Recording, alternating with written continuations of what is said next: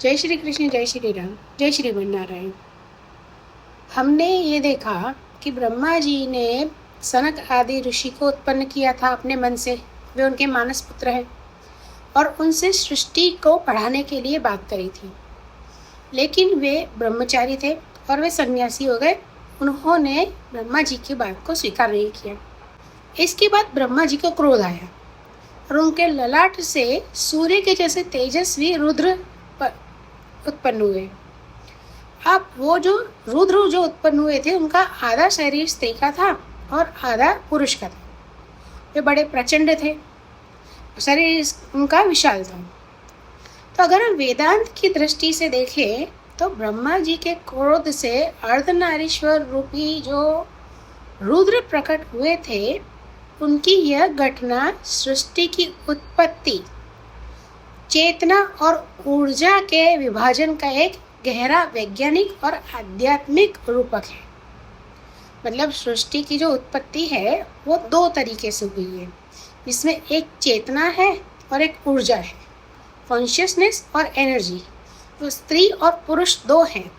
तो स्त्री और पुरुष को अगर मेटाफोरिकली लें तो चेतना और ऊर्जा है। अगर वेदांत के अनुसार देखें तो हम ये समझ सकते हैं कि सबसे पहली बात तो ब्रह्मा जी को क्रोध आया। तो ब्रह्मा जी को क्रोध जो आया है वो वेदांत की दृष्टि से देखा जाए तो सृष्टि के विस्तार की तड़प थी उनके अंदर, और जब वो नहीं हो पाया तो उन्हें क्रोध आया, द कॉस्मिक इम्पल्स। वेदांत में क्रोध को यहाँ लौकिक विकार या गुस्सा नहीं माना गया है। ब्रह्मा जी सृष्टि का विस्तार करना चाहते थे, लेकिन उनके द्वारा पहले बनाए गए मानस पुत्र जो सनक आदि कुमार जो है, सनत कुमार हैं, वे विरक्त होकर ध्यान में लीन हो गए।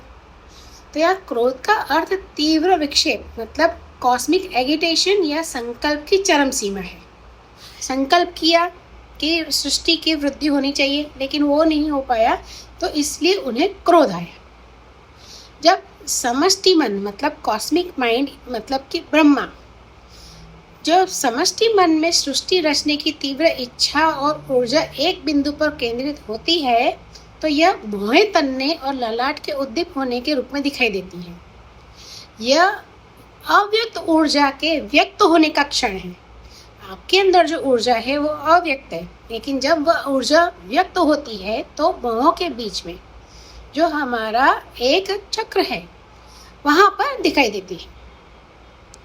और जो मध्यकालीन सूर्य के समान जो रुद्र उत्पन्न हुए थे, वो संहार और रूपांतर की शक्ति है। यहाँ रुद्र का जो अर्थ है वो ये है कि जो अज्ञान को भगाकर रुला दे, जो दुखों का नाश करे। क्योंकि वो रोते हुए उत्पन्न हुए थे, इसलिए उन्हें रुद्र कहा गया था। तो जो अज्ञान को भगाकर रुला दे या जो दुखों को नाश करे, उसे रुद्र कहते हैं। और जो मध्य सूर्य के समान तेजस्वी है, मतलब यहाँ पर दोपहर का जो सूर्य है वो पूरी क्षमता और प्रखरता के साथ होता है। तो वेदांत के अनुसार रुद्र जो है वो तमोगुण का नाश करने वाले हैं, ज्ञान अग्नि के प्रतीक हैं।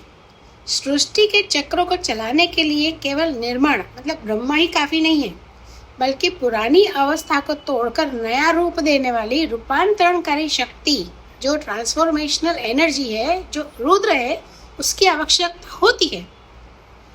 अब तीसरी बात कि आधा शरीर स्त्री और आधा शरीर पुरुष, मतलब पुरुष और प्रकृति, जो अद्वैत का सिद्धांत है। तो पुरुष जो है वो चेतना मतलब कॉन्शियसनेस बताता है, रुद्र का जो आधा भाग पुरुष का है वो, और जो आधा भाग स्त्री का है वो प्रकृति बताती है कि शिव और शक्ति मतलब पुरुष और प्रकृति अलग अलग नहीं है, बल्कि एक ही परम सत्य के दो पहलू हैं। जैसे अग्नि और उसकी गर्मी वे अलग नहीं की जा सकती, वैसे ही चेतना और शक्ति को अलग नहीं किया जा सकता है। और तीसरी बात जो इसमें बताई है वो प्रचंड और विशाल शरीर बताया है, मतलब समष्टि ऊर्जा, द कॉस्मिक स्केल। रुद्र का प्रचंड और विशाल होना यह दर्शाता है कि यह किसी व्यक्ति विशेष की कहानी नहीं है, बल्कि समष्टि मतलब पूरे यूनिवर्स की, पूरे कॉस्मिक के स्तर पर होने वाली हलन चलन की बात है। यह विराट ब्रह्मांडीय ऊर्जा मतलब यूनिवर्सल एनर्जी को दिखाता है, जिसके सामने मानवीय अस्तित्व बहुत छोटा है।